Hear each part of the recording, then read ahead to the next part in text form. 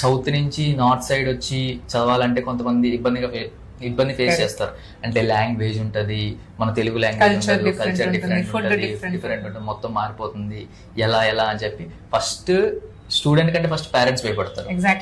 Girls గురించి కూడా చాలా ఆలోచిస్తూ ఉంటారు నార్త్ స్టేట్స్ కి. స్టూడెంట్స్ ఏంటంటే మనకి లాంగ్వేజ్ రాదు, ఎలా ఎవరితో మాట్లాడాలి అంటే అని చెప్పి. కాకపోతే ఇప్పుడు వాళ్ళు ఎంత వాళ్ళ హోమ్ స్టేట్ లో చదివినా, వాళ్ళ ఇంటి దగ్గర చదివినా కానీ ఫ్యూచర్ లో జాబ్స్ అనేవి వాళ్ళు వేరే స్టేట్కి వెళ్ళి చేయాలి, లేదా వేరే కంట్రీస్కి వెళ్ళి చేయాలి. అక్కడ ఏంటంటే మనకు లాంగ్వేజ్ బ్యారియర్ పక్కా అడ్డొస్తుంది.